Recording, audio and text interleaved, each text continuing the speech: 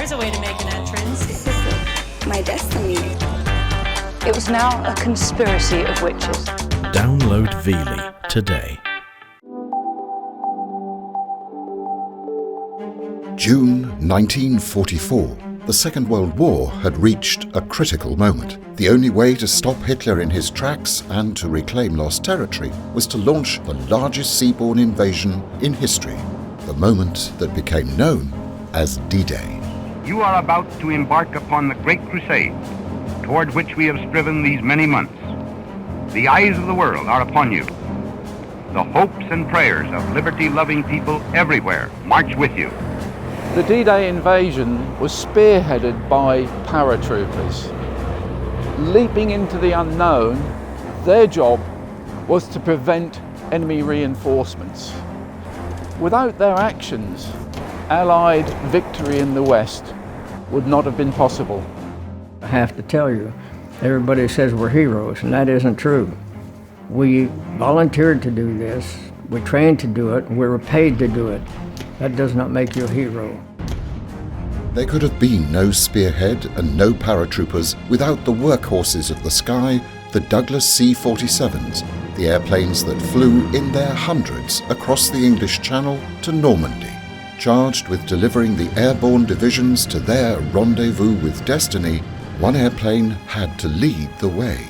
It seemed totally beyond comprehension that the airplane that led the D-Day invasion, this incredibly important artifact, would be in a scrapyard. There's just no way that that can be true. I just had a feeling there's something special about this airplane. And he said, well, that airplane was the lead plane into Normandy. This is the story of the men who found and who were determined to restore this iconic aircraft, of the plane's part in one defining moment in history, and of a dream that she should fly again back to the coast of France to commemorate the 75th anniversary of D-Day. That's All Brother, the plane that led the D-Day invasion.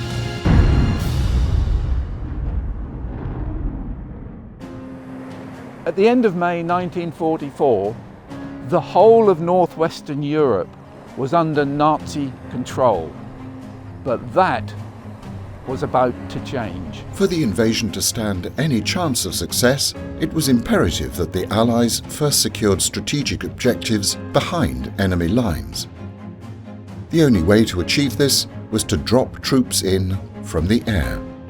And the C-47 Skytrain was derived from the civilian Douglas DC-3 airliner to fulfill this role. It was a great airplane to fly. I thought they should make one in gold and put it on top of a mountain.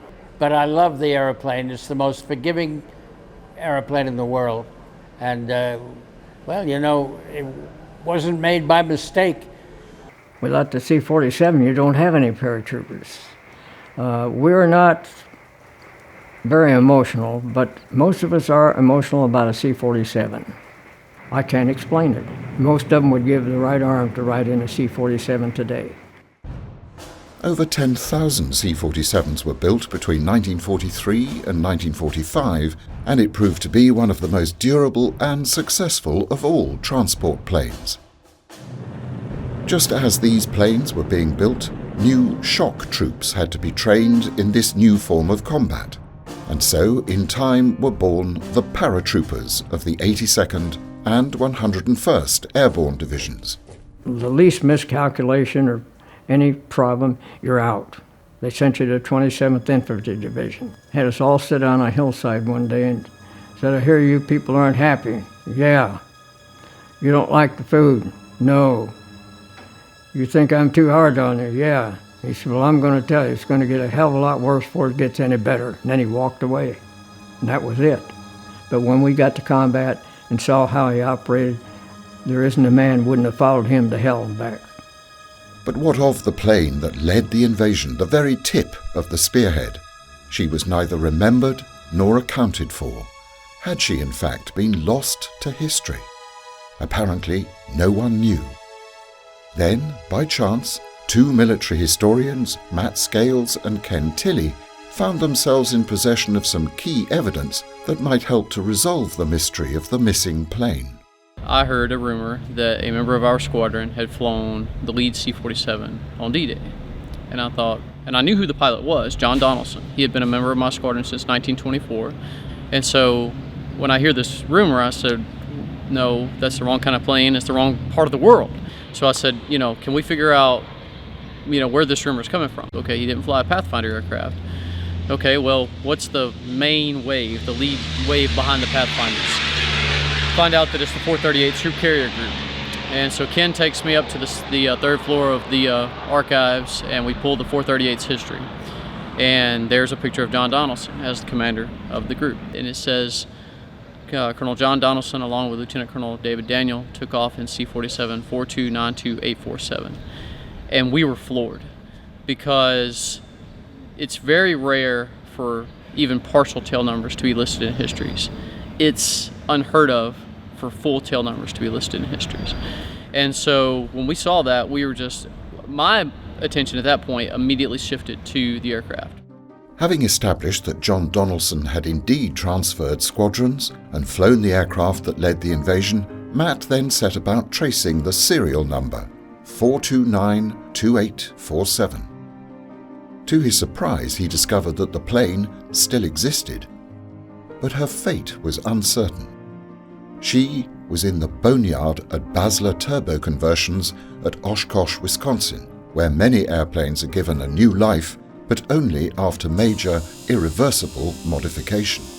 I was familiar with Basler. I knew, what they did, and I thought, there's so many DC-3s and C-47s out there. Why this one? And so I actually called Basler and said, hey, I don't know if you know, but this airplane led the invasion of Normandy, and they were very nice, very, very nice. And I said, just thought I'd let you know, and they said, okay, thank you. And so I just thought, well, that's all I can do. Some years later, Matt, as a proactive member of online warbird communities, discovered that the lead plane, thought to be named in wartime Belle of Birmingham and usually assigned to Donaldson and his crew, might be up for sale. This could only mean that she was still intact.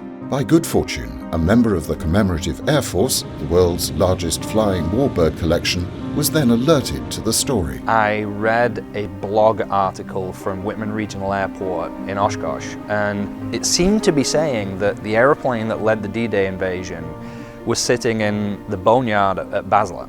The idea that an airplane that had a significant place in history had been basically rediscovered really captured my attention. And now I'm working for the CAF, the world's leading World War II aviation preservation flying museum, and I'm thinking, wow, this could be a great opportunity. This is the kind of airplane that this organization should aspire to own. The mystery of the missing plane appealed to the CAF, and it fell to Keegan to try to prove the provenance of the aircraft. One of our CAF staffers, who is from Wisconsin, sort of keeps track of his hometown news stories, and he kind of brought it to me with the, can this really be true? It seemed quite unbelievable. In reading the materials that were assembled, there was a number of sort of factual inaccuracies that sort of made it believable that the whole story was in fact false. The name of the airplane, for instance, was identified as Belle of Birmingham because this had been the name of Colonel Donaldson's aircraft. Mind you, the story of Belle of Birmingham was known. That airplane was cut up. It was well documented. So there was this name, there was a serial number referenced, but there wasn't a real clear link between the two, and so it lent itself to some questioning and skepticism around the claim that Matt was making. I originally set out to disprove it. First came the need to sort out fact from fiction. Keegan began with the serial number and, cross-referencing it against the aircraft's record card, he discovered that it had departed for England.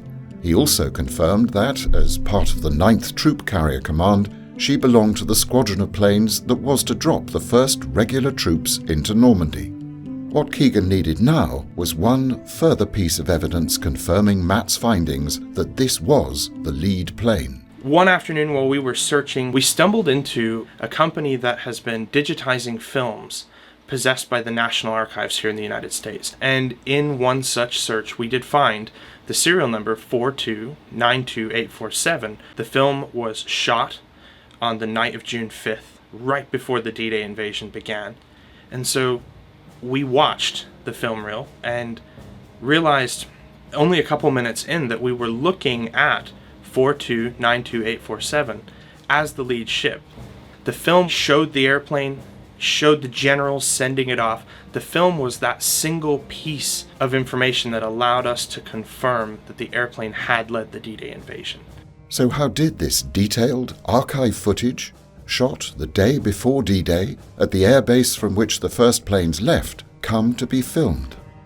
Greenham Common, England. When Eisenhower came here on the 5th of June, he was accompanied by a retinue, the press corps, the media, members of the publicity and psychological warfare section. He'd helped establish this. He knew the value of propaganda and filmed a relaxed Eisenhower with the troops. They also filmed in detail the aircraft being prepared and paratroopers boarding, including the aircraft that would be leading the operation that day. As the cameras zoomed in on the airplane and panned around it, there was a great deal of attention paid to this aircraft. It was obvious that the cameramen knew the historic significance of what they were looking at. And as the camera panned past the nose, the name "That's All Brother" appeared on the screen.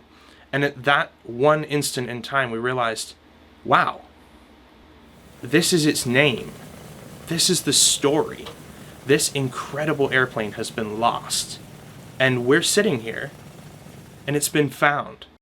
Finally, the correct name for the serial number had been found, alleviating Keegan's earlier doubts about the plane's provenance. The CAF were now driven by the need to acquire That's All Brother, and, in time, they struck a mutually satisfactory deal with Basler for her purchase and restoration. And I bought this airplane probably more than 10 years ago, and I just had a feeling there was something with this airplane, so we never brought it through for conversion. I always moved it to the back of the line. Every time it came up for conversion, I pushed it to the back, just because I had this gut feeling there's something special about this airplane. Had we not done that, this airplane would have been flying somewhere else in the world as a BT-67 with turbine engines on it. We're bringing it in and bringing it back to the day it left the Douglas factory back in 1942. This particular airplane was purchased by a friend of mine probably 20 years ago, 15, 20 years ago. So ultimately he sold it here to Basler Turbo Conversions and called me and asked me to fly it here with him. So we flew the airplane up here, parked it out on the ramp just outside the building, and I admit unashamedly that when I walked away from it, I had a tear in my eye knowing that this airplane's days as a DC-3 were over. Fast forward, I think 7 years, fortunately we at the CAF were able to acquire this airplane and bring it back to its former glory and preserve this iconic piece of American history. I think the first time that I saw the airplane up in Oshkosh, there was no nose art, anything like that, and there really wasn't anyone around. And it was profound to look up at this airplane and realize a string of lucky chances kept this airplane and kept it for us, waiting for us. It was over at Basler, and had it been a few aircraft ahead in the line, would have already been gone. I guess the gravity of the whole thing was actually that it had survived. And what really struck home was I climbed up inside the airplane and I stopped and stood in the doorway and realized, for whatever else that may have changed about the airplane, that door threshold hadn't. That was the door that those 101st Airborne paratroopers jumped out of. And a thought passed into my mind that when the 101st was established, their founding commander pointed out to the men while they were all assembled in a field that their division, the 101st Airborne Division, had no history, but that they were a division that had a rendezvous with destiny. And at that moment I realized, this is the door. This is where those men stepped out to attend that rendezvous with destiny. And that was a powerful thought. It's just sort of stopped me in my tracks, and it's still something that when I reflect on that moment, takes me back to this whole story and the excitement of finding the airplane. January 1944. As the date for invasion drew closer, there was an urgent need for more C-47s. That's All Brother was being built, along with some 400 others, as part of a rush contract. She was accepted into the Army Air Force on March the 8th, a mere 3 months ahead of D-Day. The immediacy of her mission meant that the plane flew via the Atlantic Bridge directly to the UK. The Atlantic Air Bridge was a vital supply chain for aircraft essential for the RAF and the United States Army Air Forces in Europe, flying from North American factories through Canada to Greenland to Iceland, over the treacherous icy wastes and the seas, coming in to Scotland and then to the frontline operations in England. By the time she reached Greenham Common in the south of England, there were mere weeks of preparation until her defining moment. A defining moment for everyone. At Basler, the restoration work is underway.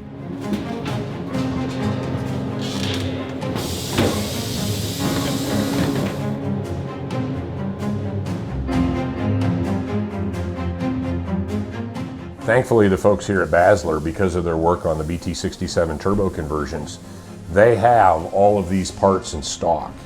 And so there is nothing on a C-47 that they can't do relatively easily. And it's wonderful to see, you know, what 30 years ago you could find all across America.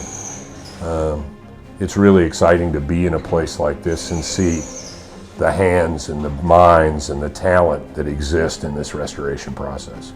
Having saved the aircraft, the CAF's plan, in the light of her historical importance, is to return That's All Brother to France in 2019 as part of the D-Day anniversary celebrations. To achieve this ambitious goal, she must be in perfect flying condition to fly the arduous journey over the Atlantic, retracing her former steps. This was the airplane that led the raid. There were some airplanes that went ahead of this airplane that were called Pathfinders. But when the actual we're going to go, this very airplane that we're sitting in today was the airplane that launched out. Certainly the ultimate goal is to take this airplane back to D-Day, to the coast of France in 2019 for the 75th anniversary of the invasion. So the plan is clear, albeit ambitious, but already time is at a premium and the pressure is on. We have a warehouse there where the company has the parts for the C-47, and we do have a large reserve that we draw from. I've got the hydraulic landing gear pressure gauge here, and it was packaged in March of '45, and it remains unopened. We're looking for a serviceable gauge to use on That's All Brother.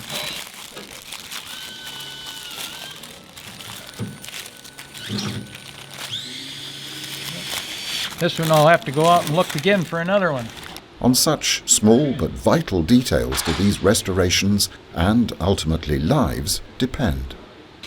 If we can find one that there's no corrosion or anything, we'll have it sent in to make sure that it is serviceable gauge, and then we'll be able to install that onto the aircraft.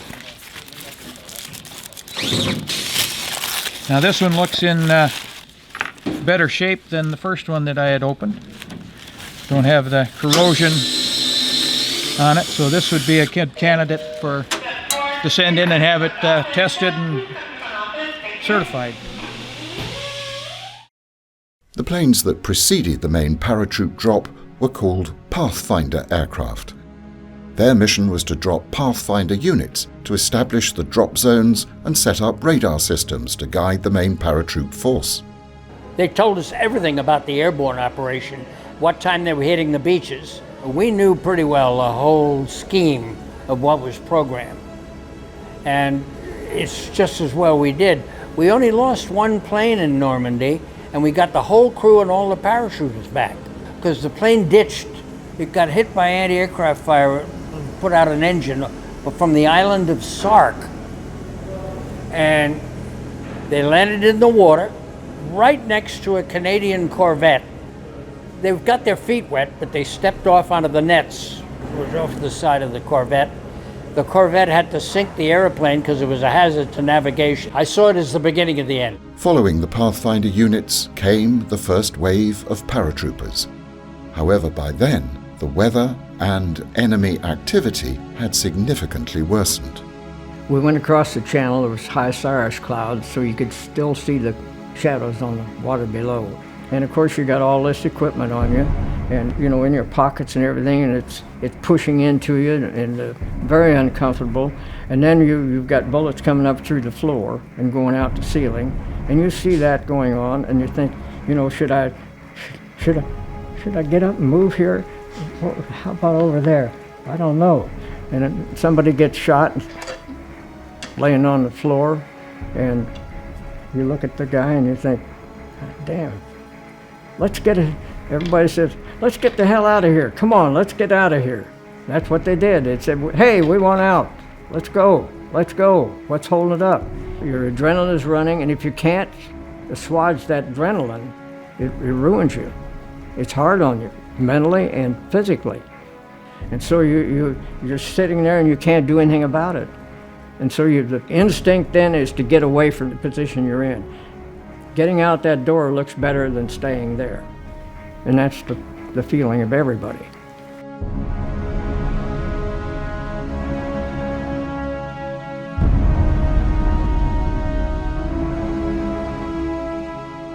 We're at the American Cemetery in Normandy, and amongst the thousands of graves, young men resting here, we found one, William D. Cross, from the 101st Airborne. But he died on June the 6th, 1944, in that first wave. William Cross was one of those 101st Airborne, the Screaming Eagles, the young men that leapt out of the aircraft, including That's All Brother. So she, as we move on in history, will take that story forward and will honour and remember the young men that leapt from that C-47. Freedom isn't free, and this makes that point more clearly than anywhere else you will ever find.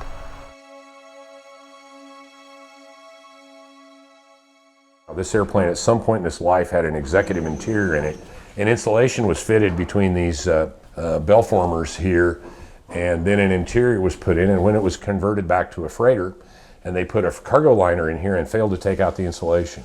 And that insulation trapped water.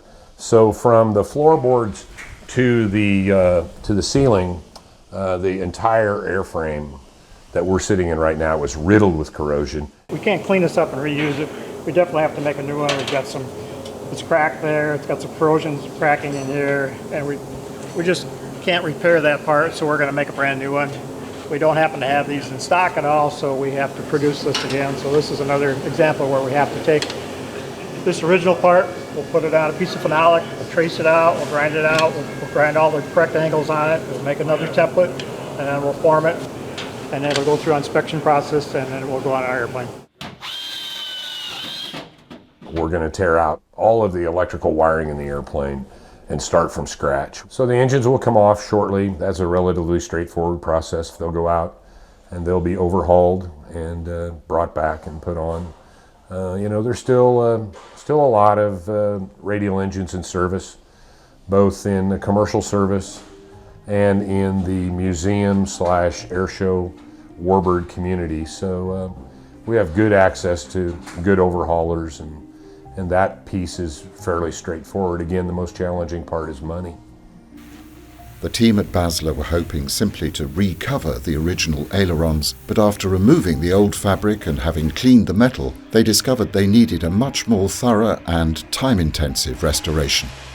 The team set about replacing corroded parts, reusing as much of the original structure as possible and recovering with new fabric, employing the same skills she would have recognized when first built. You know, the control surfaces on most World War II airplanes were fabric covered because fabric was a non-strategic material. Aluminum was in short supply. And they also knew that lighter control surfaces flew better and were less susceptible to flutter. And so many of the World War II airplanes, up to and including the high-speed fighters, had fabric control surfaces on it. So fabric is an old skill. Some would say a lost art, but it's obviously alive and well here in Wisconsin. Meanwhile, the engines have returned after being fully overhauled, and the CAF are one step closer to their dream of returning that soul brother to Normandy. Now this is an 1830, Pratt & Whitney's powered 1830. Of course, we're looking at a 14-cylinder twin roll radial engine, producing a little over 1,000 horse. This engine has been through the overhaul facility, completely overhauled to zero time. We have procured a new exhaust for this engine. The old exhaust has been too many years of wear and tear. Everything in this thing will be back to the way it was when it was flying coming out of the factory. It's gone from a serviceable airplane to an overhauled airframe. I love this project. It's been great. I'm really excited to see this thing get finished and get up and flying.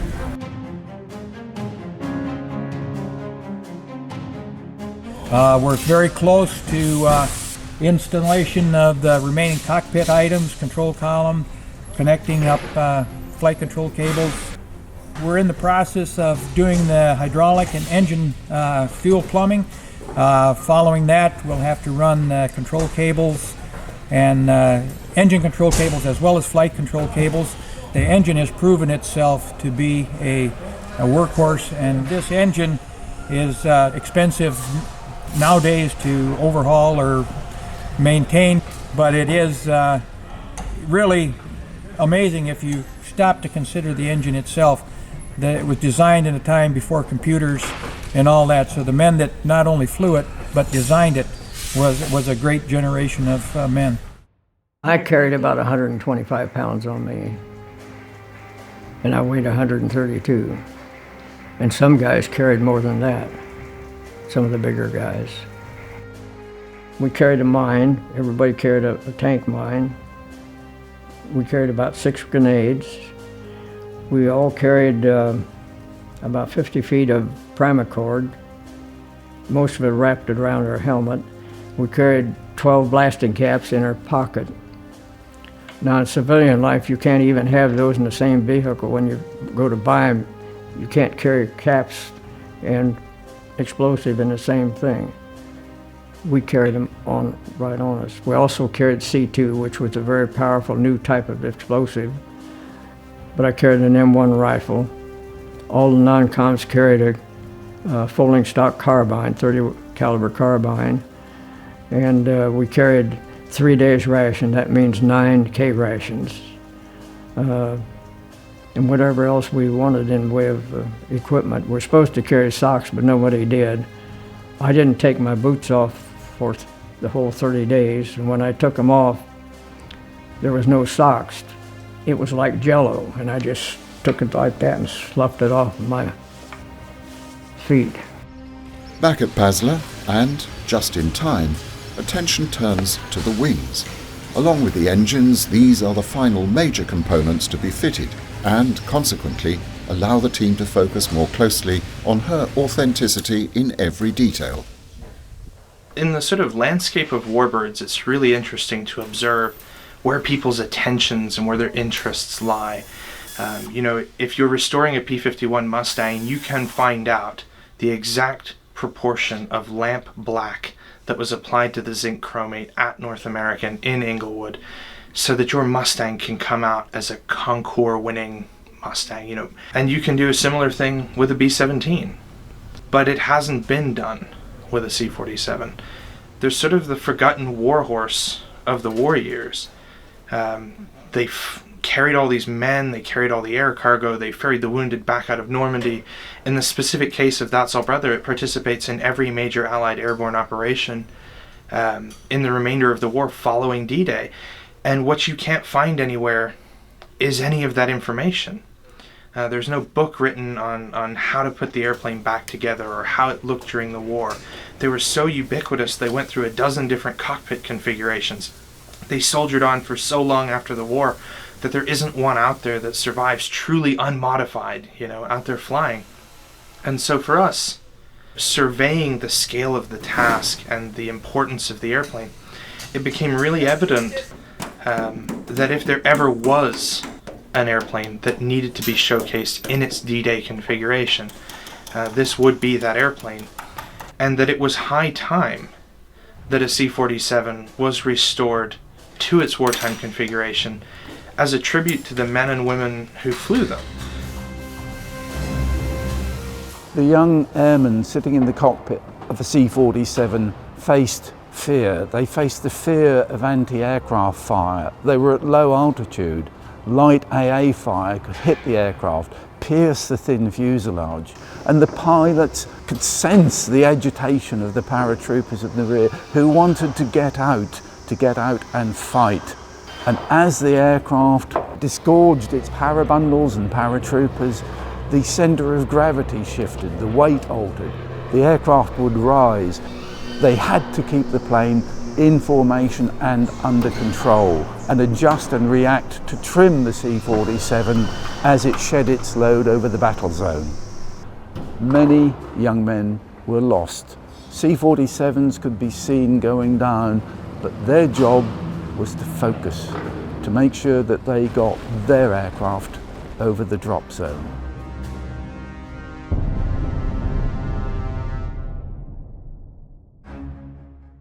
A few weeks later, and That's All Brother is preparing for an important milestone in the restoration, the testing of her engines. Though every precaution has been taken, these are always anxious moments. The engines are freshly overhauled. It's an absolutely critical time when all of the mechanics and the people who've been in charge of the restoration have been finishing the different systems on the airplane. Verify that all of those things are functional before we put pilots in the airplane and attempt to take off. Sparks are noted, checked on the run. Aircraft and area clear. Your lock pins? Installed. Wheels are chocked. Chocks here. Oil quantity, 15 gallons minimum. It was checked before we left the hangar. I got mixtures are cut off, throttles at idle, and props are forward. We are ready for an engine start.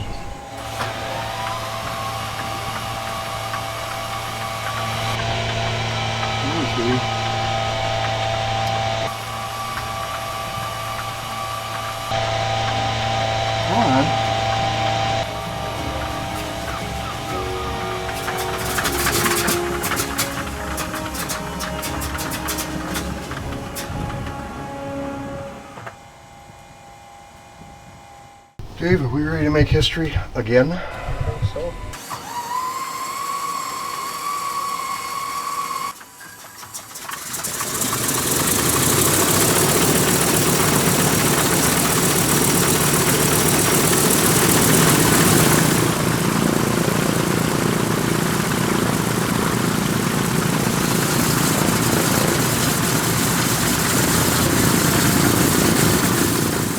History's coming alive.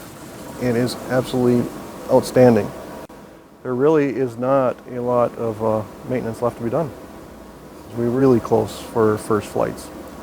Perhaps the most special thing about it was as the aircraft approached full throttle on the engines, you could see it just sort of shake in the chocks. You could see lift forming under the wings and under the tail.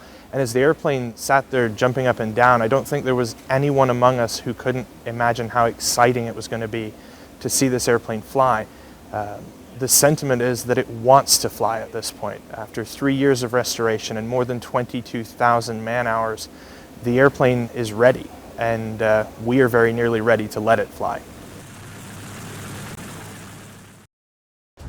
In the brief interim, That's All Brother has been fitted with vital new engine cowlings, and her landing gear has been satisfactorily and thoroughly tested. With the new cowlings in place, it has been possible to run the engines at full power. The signs are good, but still her team anxiously await the plane's most demanding test, her first flight. Well, it's really exciting to be here. For me personally, to close the loop, the last time this airplane flew, I got to fly it in here, and to be honored to be the guy selected to fly it today is humbling and exciting. This airplane represents a big step in the commemorative Air Force. When I started flying warbirds, CAF and other warbirds, over 30 years ago, the difference between a warbird and a freighter was a paint job. And this airplane represents how far we've come, both as the commemorative Air Force and as a warbird industry, that we now have these examples of flying warbirds that are truly exquisite. The big gotchas on any first flight in an airplane are the propellers going to govern correctly. Anytime you're flying a brand new engine, there is a chance of an initial failure. And so we got 2 new engines. You'd always choose to overhaul engines one at a time. Now we got 2 brand new engines, which is not what you'd want in a perfect world, but initial failures on new engines are always a threat, but typically they're not catastrophic failures, they're chronic failures. And so the first 20 hours on a new engine, you're always paying very close attention. And so no need or cause for any undue concern.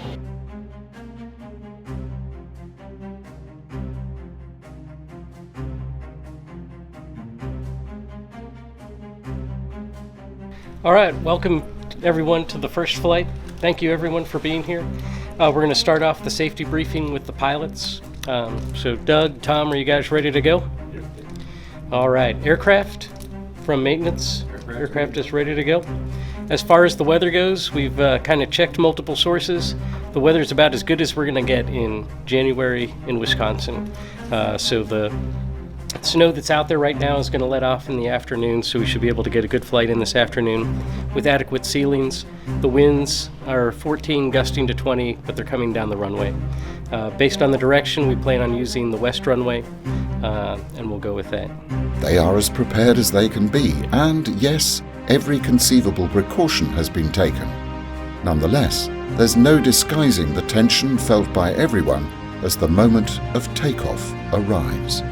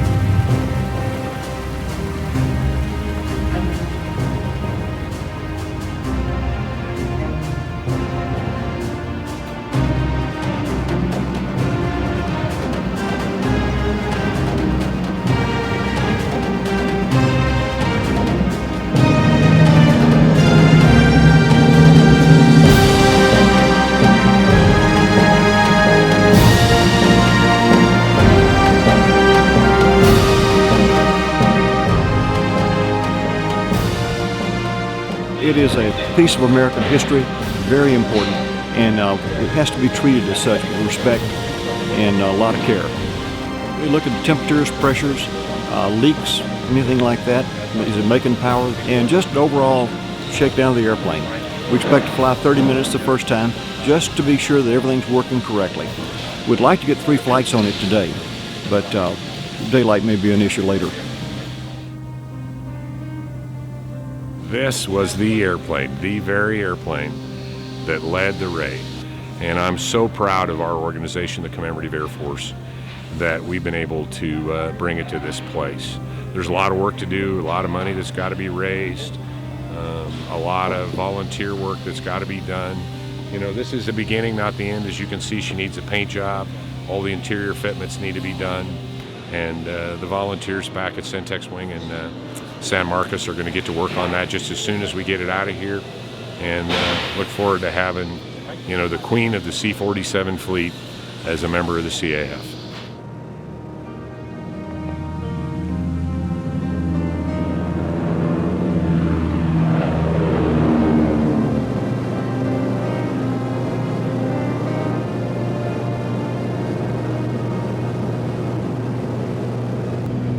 After being in the air for 20 minutes, all happily without incident, That's All Brother successfully completes her maiden flight and returns for the necessary and thorough ground checks that follow.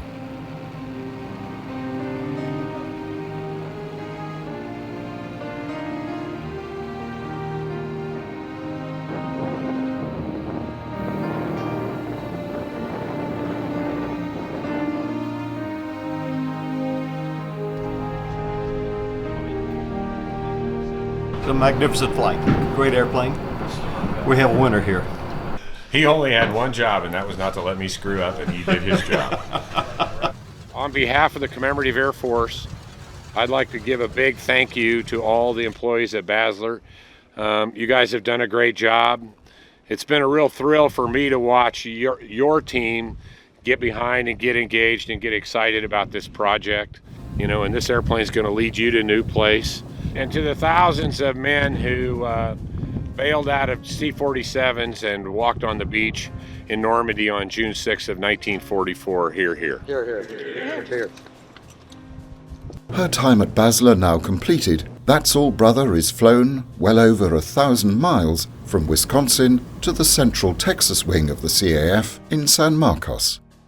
The crew at Centex eagerly await the arrival of their new star, aware of her historical importance and their role in helping to preserve her heritage.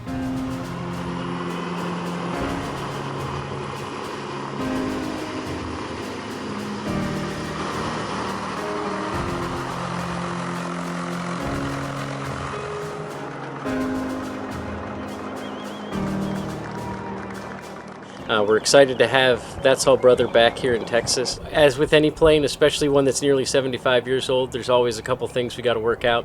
Well, as you can see, if you look up here, there's some of these tubes, and one of these tubes comes from the blower section of the engine. And every time we're shutting the engine down, you can kind of see all these drops down here that get scattered about. That just means that when it was dripping, the wind was blowing, but sometimes it'll make a tight puddle, sometimes it'll leave oil in drops like that. But that's something we really want to look at. Following the restoration and what we're calling phase 2 of the restoration, the historic interior, we'll also have to paint the airplane. The invasion stripes, another characteristic marking that'll be on the airplane, is something else we're looking forward to because we intend to put them back on the way they were applied during World War II. The men of the 87th Troop Carrier Squadron found out on a Sunday that they had to paint all of their airplanes with these invasion stripes before the mission. And having not enough white and black paint on the base, they decided to break into local English hardware stores, take the black and white paint, leaving IOU notes for the shopkeeps, going back to the field and painting the airplanes with mops. Clearly the stripes were there for a purpose, but what was it? And why now? The basis for the story starts at Greenham Common, from where That's All Brother took off on D-Day and where she and many other aircraft were given their invasion stripes. Approaching June the 5th, an order was issued to paint invasion stripes on the aircraft because the Allies had learned from the parachute drops in Sicily. Many aircraft had been destroyed by friendly fire. Army and Navy gunners were not good at aircraft recognition, and to help them, big, bold, black and white stripes were hastily added to the aircraft as an identification aid so they wouldn't be suffering friendly fire when they flew over the invasion fleet.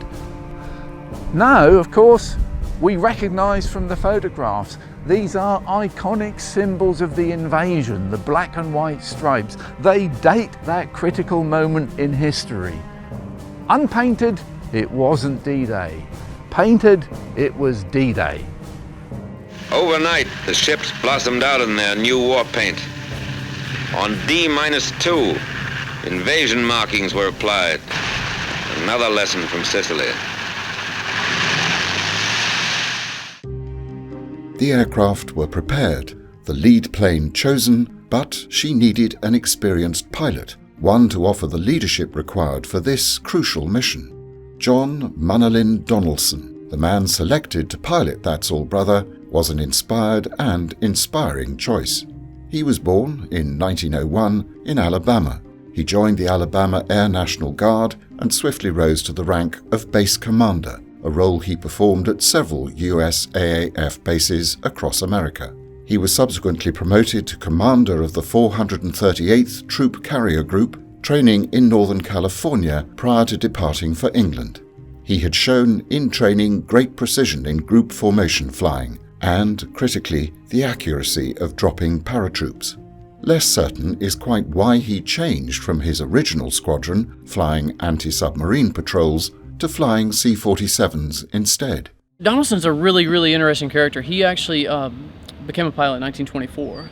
So he's a pioneer in aviation, and that's really the mystery that remains today, is why did he go to C-47s? And I just don't know. I have a theory because early in the war, my squadron flew anti-submarine patrols off the coast of Miami in unarmed O-47s. And so I don't know if he just didn't like that and he wanted to be more involved, or if they saw, hey, this is a pilot with almost 20 years of flying experience, when there's very few pilots out there that have that much flight experience. Well, I had the opportunity to meet his daughter, actually, before she passed away. And right after I found the airplane in 2007, we thought that it was Belle of Birmingham, because newspapers at the time say Belle of Birmingham.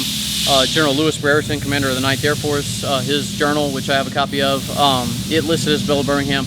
And yeah, that's because Donaldson and Daniel normally flew Belle of Birmingham. They were both from the same hometown.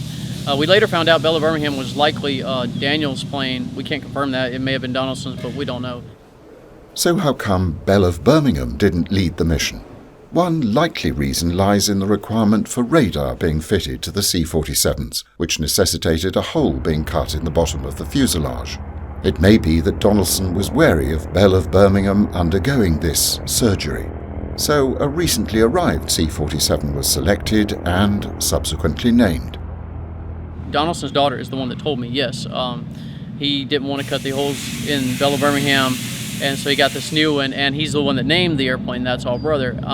And yes, there's a song at the time. A lot of people have said it's named after the song. According to her, it's not. According to her, it was a message to Hitler, just like the end of Looney Tunes where Porky Pig says, "That's all, folks." That's all, brother. We tried to get as many of the details correct as we could. I mean, our source material are grainy, black and white photographs and technical orders, that were written in 1943 and 1944. Air Corps went through all of those and did their best to come up with the color specifications and marking placements for all the detail on the airplanes. And then, of course, the big one, which was the detail on the invasion stripes. And the story is those stripes, they weren't masked. They were painted on with mops and brushes. And so our goal was to kind of honor that history. We actually had them paint the stripes on by hand without masks. So the lines aren't perfectly straight. Nothing is perfect. If you get close and look, you'll notice the detail is much like it would have looked again on June 6, 1944. So we got what we were going for. Still missing from the freshly painted plane is the all-important nose art. Back at Centex, the attention to detail is exhaustive. The drive to replicate the original art takes both time and skill. The only thing I can think is, if anything, some of the letters up top might need individually twisting, but I think this is looking pretty sweet. We made sure the lettering was correct. I drew it all up on the computer based on the historic photos, and we made little tweaks and adjustments, projected it on the plane to get it in the right location based on the historic photos. And even from there, up on the scaffold, we were making adjustments to the individual letters to try and get it as close as we could to being the accurate nose art that it wore in 1944. It's special. It's been 74 years since D-Day, and there are not a lot of people alive today that actually remember it being there. That were actually part of D-Day. There are a lot of people that have heard stories, but as time passes, those memories fade.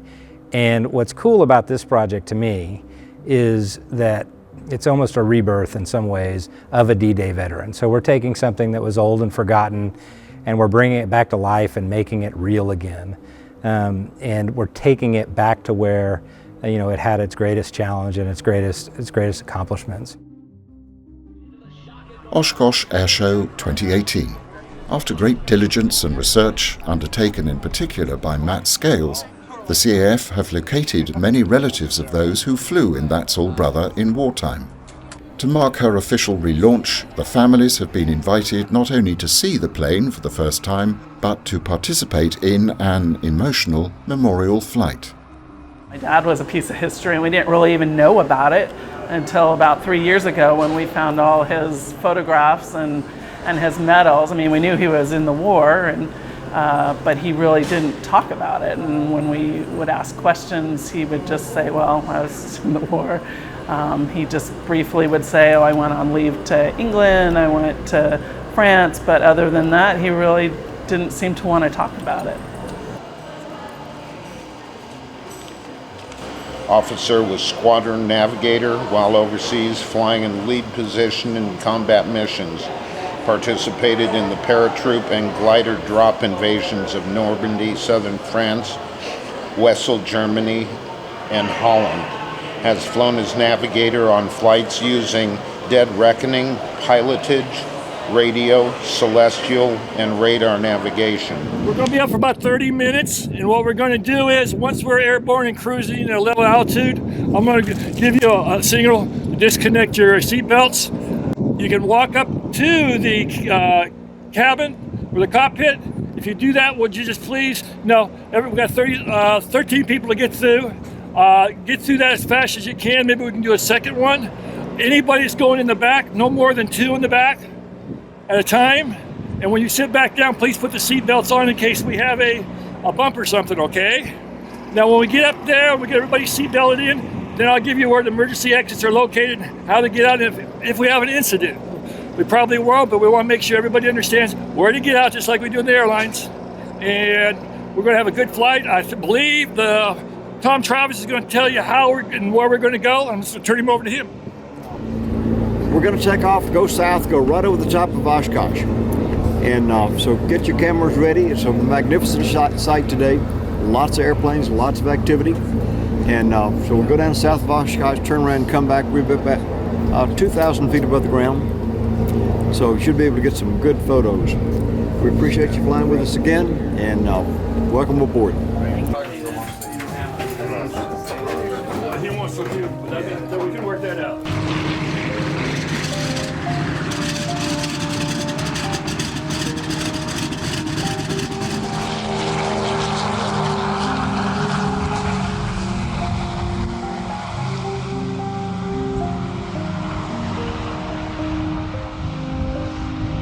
Right on the other side of this wall would have been where my father was sitting. And it's just a neat feeling to be that close to him.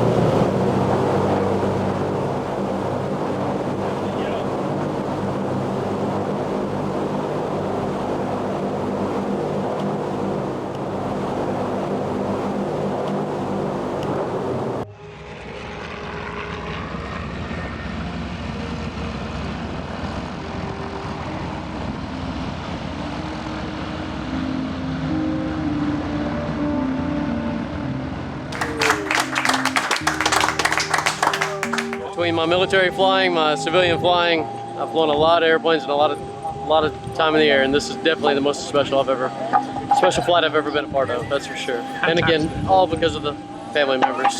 All goes back to them.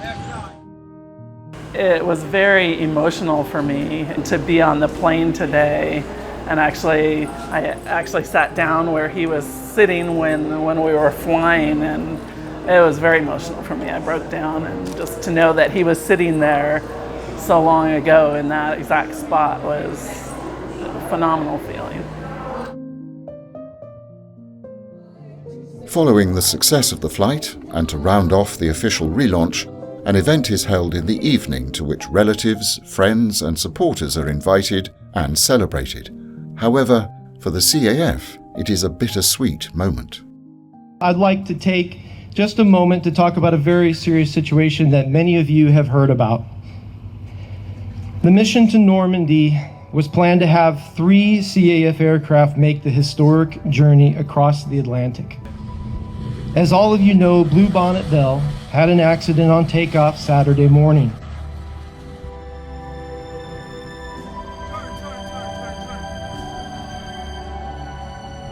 I'm sure you share my thankfulness that all of the occupants were able to exit the aircraft successfully. It is with great sadness to share that the Bluebonnet Bell is destroyed. The loss of the aircraft is no doubt heartbreaking, and I've spoken with the crew, and I'm happy to share that all are recovering from the accident. The loss of this particular aircraft is a reminder to all of us of the dwindling numbers of these historic aircraft, that we must honor and tell the stories of those who served in World War II. And this makes tonight all the more important. As if the loss of Bluebonnet Bell were not enough of a setback for the CAF, there is soon further bad news. Potentially, given all that is at stake, worse news. The problem with the oil leak on That's All Brothers' left engine has escalated considerably after the extra hours of flying time, and consequently the engine urgently needs attention. The plane is returned to Basler turbo conversions and the engine is removed. While the complex maintenance is carried out, That's All Brother remains grounded and crippled in her hangar. The date with destiny in France in June 2019 cannot be changed. But now the fears grow that she won't make it at all. As the work on That's All Brothers' stricken engine continues, the CAF are reminded that such occurrences were not uncommon during wartime. Many new C-47s had similar engine problems before they reached the combat theatre. Pathfinder pilot David Hamilton recalls one such event in North Africa. My crew chief, my radio operator, my co-pilot and I, and 2 guys from the PBY Naval School, because same engine in the PBY. We changed the engine, got it to work fine. I eventually got in, checked into Casablanca to air material because I had to have it cleared. And Bob Hoover was the captain, clearance officer. And he said, "Is the airplane flying fine?" I said, "Yes, just going great, no problem." He said, "Sign here." Boom, have a good trip. And I went to England. The engine suppliers and the team at Basler had been hard at work. To everyone's great relief, the engine repair was completed successfully, and once again, the Pratt & Whitney power plant was reunited with That's All Brother. The process requires great patience as well as skill. The team take all the time required to carefully position and reattach the repaired engine. It is vital to keep to the schedule and to ensure the success of her mission that this all goes according to plan.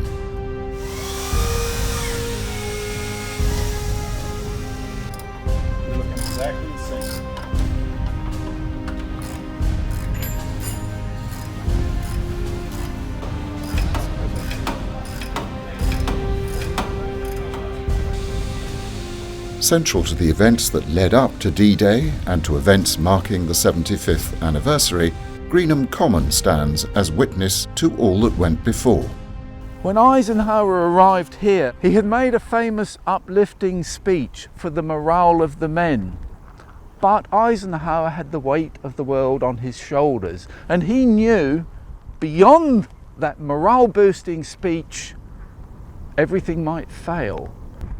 In the event of it going disastrously wrong, Eisenhower had prepared a letter to be issued accepting full responsibility for the failure of D-Day. That version of history did not happen.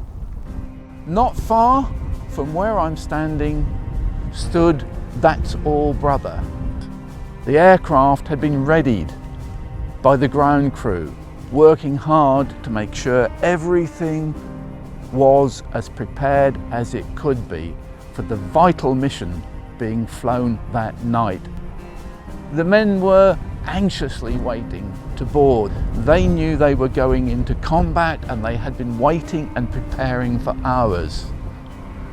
Last let us home, checking the pouches, sharpening the bayonets once more, and getting the haircuts, the Mohican haircuts, competing with one another for those blackened faces with red or white stripes. Who could look the most ghoulish?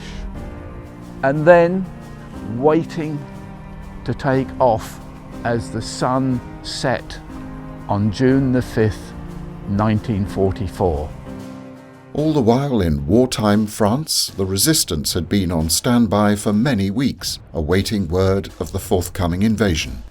At last, D-Day was imminent. The resistance were working with the Allies.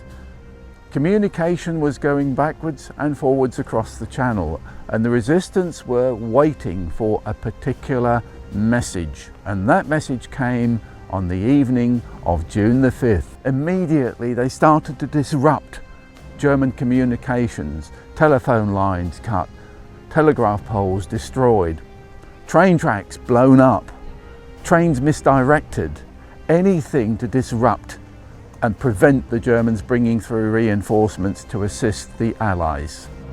On Greenham Common, ahead of the invasion force, the very first wave was leaving the Pathfinder planes, carrying troops capable of setting up strategic radar beacons needed to guide the main wave to the predetermined drop zones. At long last, D-Day proper was underway. We had a final briefing and relaxed, went through the sand tables again, the drop procedure. Then we slept and ate a little. And then we went out to the planes at around, I'd say maybe 7:30 or 8 o'clock. And then we took off, and 3 ship formations. The 101st took off first.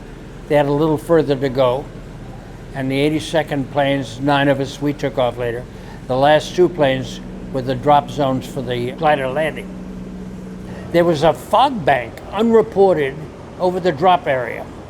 And nobody broke radio silence to let us know. But amazingly, we stuck in formation.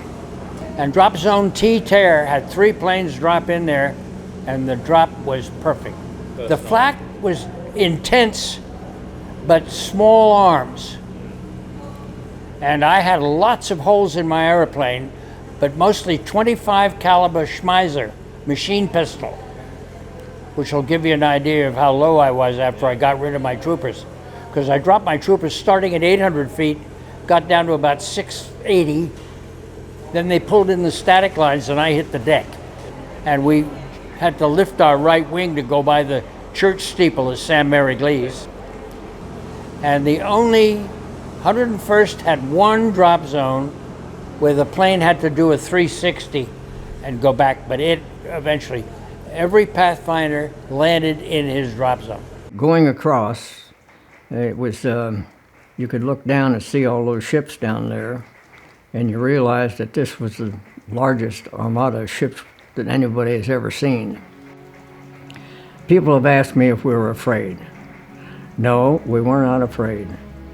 There was a little apprehension because we'd never done this before, but that also worked in the fact that we weren't afraid because we didn't know we'd never done it. We didn't know how bad this was going to be. So we came close to the coast, then the clouds rolled in. We were flying in serials of 9 planes. The first plane in each serial was the only one that had a navigator. There was on the ground a thing called a Eureka that would send a beam up to the plane. They had a Rebecca. There were those, in every area they had a guy on the ground with the Eureka, and you're supposed to home in on him. What happened when they got into this cloud bank, we were flying almost propeller to tail. So the first thing they did, self-preservation, scatter, or we're going to wreck. In doing that, they lost the navigator. So the 8 planes behind him had no idea where they were because the navigator was gone. They were so certain because of the time element that they had flown that they were dropping people in the right place, and they were not. This is French soil, compressed for too long by the Germans. The Americans were coming to liberate. Many of them tragically did not land on good French soil. They landed in the marshes that the Germans had flooded deliberately as a defensive mechanism. And many of them tragically drowned because, unlike the British quick release harness, quarter turns, snap, you are out, the Americans had a more complex harness with straps that tightened as you descended, that were hard to release, and some of the poor paratroopers landed up to their necks in water. They had to take a breath to go down and try and get their trench knives out to cut the harness clear. Others just did not have the time. They drowned. Many were lost in these marshes. It was good and bad. It was bad because our plan fell apart. It was good because it confused the Germans. They just had no idea of how many people there were. All they knew was that every place they looked there was paratroopers. And as far as actual fear, I stood in the door and looked out, and I felt no fear at the time, and I've talked to the other guys, and none of them have said the same thing. It was fascinating. You could see all of those heavy caliber tracers coming up. Every fifth shell that was coming up was a tracer, but it looked solid. They were hitting the planes next to us. There were planes blowing up. They were coming up through, hitting people in the plane. And we were so low that the ground fire from machine guns was coming up on through the planes. And all we could think of then was, let's get out of here.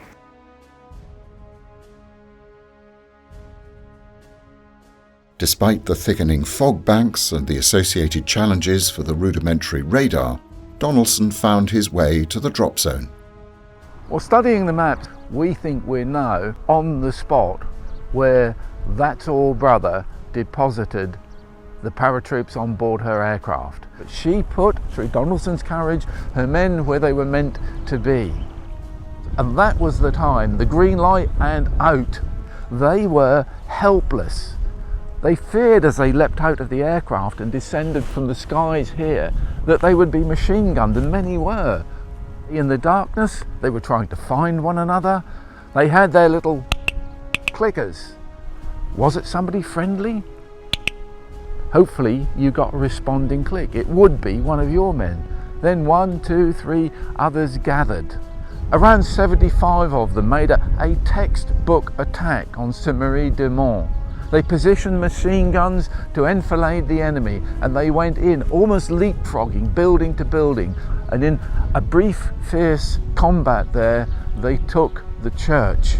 And within hours, many objectives had been achieved, which made it possible then for the troops coming up from the beaches to proceed to some extent as planned. And through the night into the early hours of the morning, that bitter, vicious combat went on. But slowly but surely, the Americans gained the upper hand. Our objective for my battalion, or my company, was 2 bridges near Brevans. One was a pedestrian bridge and one a vehicle bridge. Those were built a few months before we went over to funnel reinforcements down to the beach forces. That was critical that we had to stop that. We did take the bridges the first day. The 82nd and 101st Airborne Divisions were in action 33 and 24 days respectively. The 82nd, having captured Saint-Mère-Église and secured the bridgehead across the Merderet River, destroyed other river crossings, protected the flank of the 7th Army Corps, and drove west to the Douve River. The 101st seized the areas assigned it, destroyed bridges, and drove on to Carentan to establish a defense area there. We were supposed to be in there 3 days. That's what shock troops do. They are not defensive people ordinarily. But they had nobody else to put in. It was harder than they thought, so they decided to keep us in. We were in it for 33 days before we went back to England. Dropping the paratroops and their part in preparing the way proved vital for the wave after wave of ground troops who landed amid such heavy fire on the beaches. Though many pilots had not found their predetermined drop zones, due in large part to the fog, the paratroops' role proved crucial in opening up lines through which the Allied forces could advance. As part of her preparations, That's All Brother regularly takes to the air, not least of all to put time on her freshly repaired engine. Today, she adds extra purpose to her flight, this time to Dayton, Ohio, to reconnect with a familiar face and one of the original paratroopers, Jim Pee-wee Martin. So today we are flying That's All Brother up to Dayton, Ohio to meet with Pee-wee Martin. Pee-wee was one of the original Toccoa band of brothers. He jumped on D-Day with 101st Airborne, and he actually jumped at the 70th anniversary of D-Day when he was 92 years old. He helped a lot in the initial fundraising and getting together for That's All Brother when we made the initial presentation and all. So we are taking That's All Brother to Dayton, Ohio today, and his family's going to bring him out here. We're hoping that he's going to be in good enough health that he's going to be able to get in and take a ride with us. We'll take he and his family for a ride in the airplane that he jumped, not the airplane, but the type of airplane that he jumped out of 75 years ago next month. On D-Day, there were 800 airplanes that took off carrying paratroopers, carrying gliders, and they all followed this airplane. There are a lot of warbirds out there that are painted up like famous airplanes, but they're not really the airplane. This is the airframe that was that led everything at D-Day. This trip we're on today really provides us with a great opportunity to take the airplane on some very long legs, and we can validate our fuel burns and our oil consumption. And there's been a lot of things that have come up on this trip that have just been good pointers. And it's a little chilly today, so we're getting a little experience with how the airplane operates in the cold. Because, you know, in about 6 weeks, we're going to launch out to go across the North Atlantic on the same blue spruce routes that C-47s flew to Europe by the thousands in World War II. I think this airplane really has been a defining airplane for the CAF. You know, we've got 170 airplanes scattered all across the country, and you know, most of our airplanes never went overseas and don't have a lot of historical provenance. This airplane, hands down, is the most historically significant airplane that we have in the CAF fleet.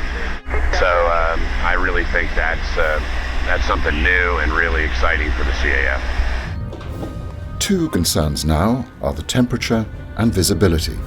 Despite these, the crew are keen to put That's All Brother through her wintertime paces, with the upcoming Atlantic crossing very much in mind. Hey, Pee-wee, how are you? Good. Good. Good to see you. Hello, sir. How are you? All right, very good. Hung on.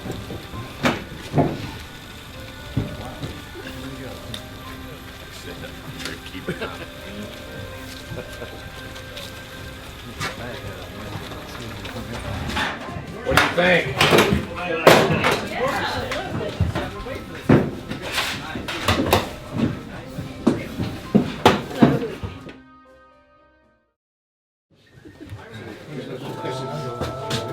Yeah, that's true. Yes, I could have.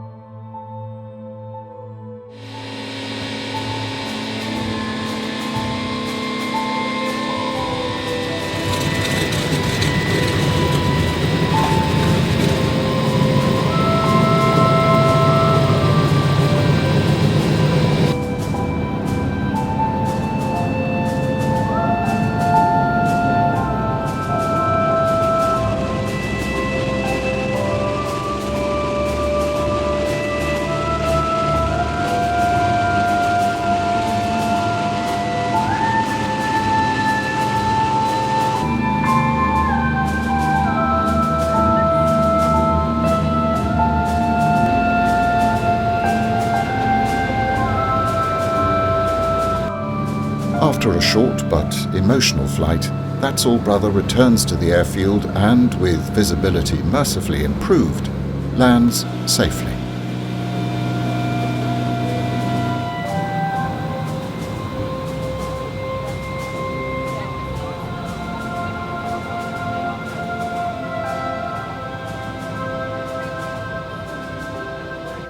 We have heard people over and over and over and say, "Thank you for your sacrifice."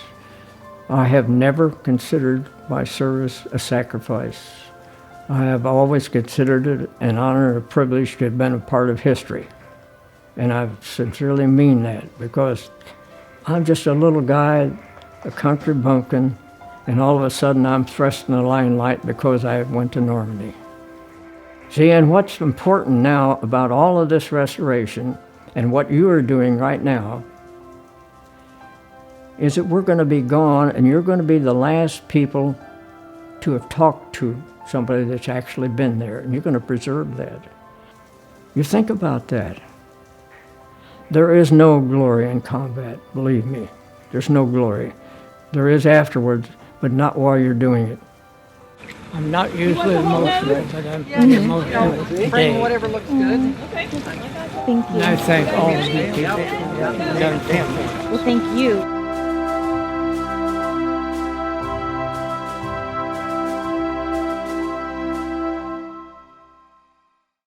When you stumble into a story as big as That's All Brother, as the airplane that led the invasion having gone missing and been found, that airplane is fundamentally important. The D-Day narrative, the experience of the men who fought in that battle, and the importance of this relic, these airplanes represent, or specifically this airplane, a part of what makes us who we are today, is wrapped up in this machine. Those men who were on board flew over willing to risk their lives, knowing full well they wouldn't all make it back, in the cause of global freedom. This airplane has already lasted longer than any of the men who flew it that night or who jumped from it that night. And that is a small taste of how important it is, because for generations to come, this airplane will represent the only real link to that time. This airplane will be a time machine that reminds people that it was real, that those challenges were there, that tyranny was a problem, and that people were willing to stand up and sort of fight for what was right. With many successful stops in the United States behind her, That's All Brother was all set to complete her mission. Flying the North Atlantic bridge route via Canada, Greenland, Iceland, and a few locations in the UK, she is heading for Normandy once again. With her modern-day counterpart beside her, That's All Brother prepares to drop her paratroopers in, this time in commemoration of all that she, and the hundreds like her, had achieved those 75 years earlier.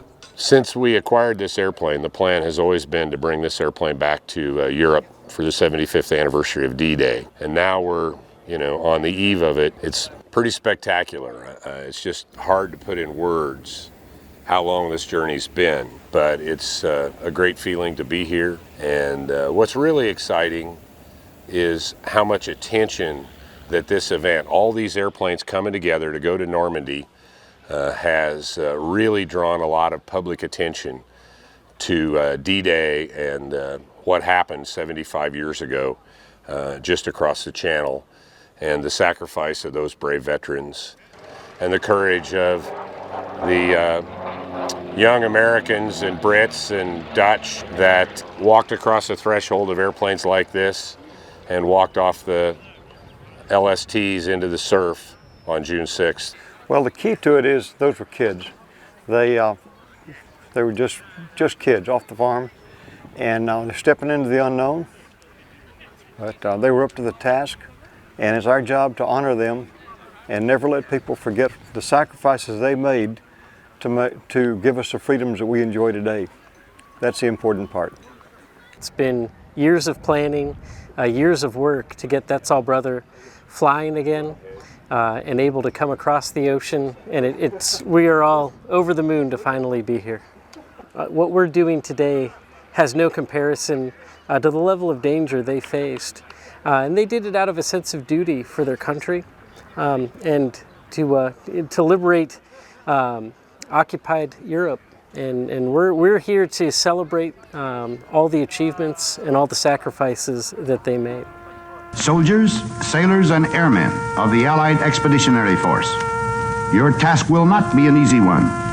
Your enemy is well-trained, well-equipped, and battle-hardened. He will fight savagely.